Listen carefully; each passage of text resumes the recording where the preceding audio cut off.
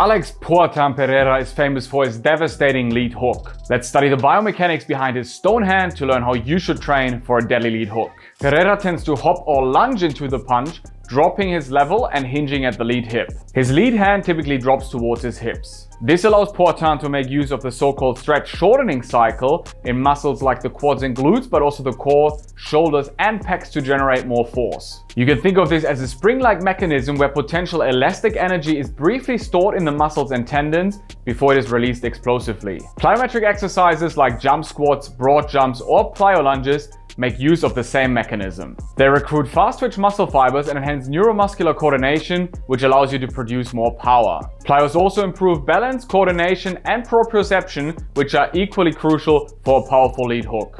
Similar to Pereira's hook, the legs and arms work in unison during these exercises to create force and momentum. The arms drop as we load up the hips, then swing on the release. As Pereira lunges into the hook, he shifts his weight onto his front leg, firmly planting the front foot. He squares his shoulders with his opponent as he drops the lead hand and generates the strike from the ground up. Alex throws his punch as he extends his hip, using his strong lower body muscles to create force. That energy is then transferred through his core into his arm and fist as his feet pivot. From the ankle all the way to the wrist, each joint plays a critical role in either generating, amplifying or transferring Poatan's devastating knockout power. Let's break down the movement step by step. Pereira has bouncy footwork and uses some plantar flexion to close the distance, but his lead hook relies less on force creation through the ankle than a typical jab or cross. Even though some of the force is generated through the lead knee, Alex doesn't fully extend it. The majority of his punching power comes from powerful and explosive hip extension.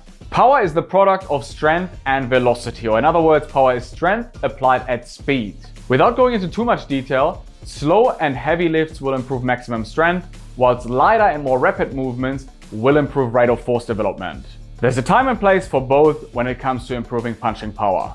Heavy compound lifts like squats, deadlifts and lunges will build stronger legs and hips. Olympic lifts like hang power cleans or snatches improve explosive triple extension through the ankles, knees and hips. As previously mentioned, this also goes for lower body plyos. Kettlebell swings are also a great way to develop explosive glutes. As Alex lunges in for the punch, he squares up his shoulders and retracts his lead elbow, creating torque through the midsection. His lead hand drops towards the hips in line with his body. He sometimes dips off to the side of his cross to load up the lead hook. As Poatan extends his hips, he begins to rotate through the torso.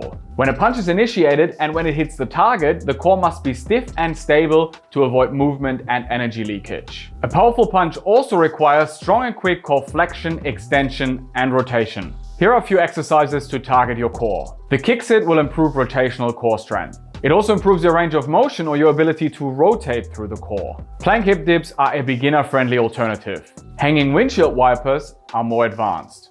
The pull-off press is a great anti-flexion and anti-rotation core exercise that improves your core stability. Heavy compound lifts also strengthen and stabilize your core through different planes of motion. As Alex squares his shoulders with his pelvis, his hips catapult the punch up and inwards at about 45 degrees. He throws his whole body mass into the punch. During his knockout against Jamal Hill, he even floats for a split second. As the punch travels, the shoulder remains stable. His elbow is locked and his wrist remains stiff. Exercises like face pulls or W holds improve strength and stability through the shoulder. Any exercises that challenge your grip strength like deadlift, rows or carries also improve isometric strength through your elbows and wrists. The principles and exercises discussed in this video will help you build a stronger athletic foundation for a more powerful punch. However, they can't replace time in the gym, learning and honing your boxing skills. Find a great coach and fine-tune your technique to become a better boxer. Supplement your combat sports training with strength and conditioning. If you want the thinking taken out of it, check out my 8-week dumbbell or bodyweight program, which covers all the bases discussed in this video and many more. Hit the link in the comments or the video description to learn more. Let me know if you enjoyed this video. I consider turning this into a series where I break down a variety of different combat sports techniques, so make sure to like, comment and subscribe if you want to see more. As always, train hard, recover smart and fight easy.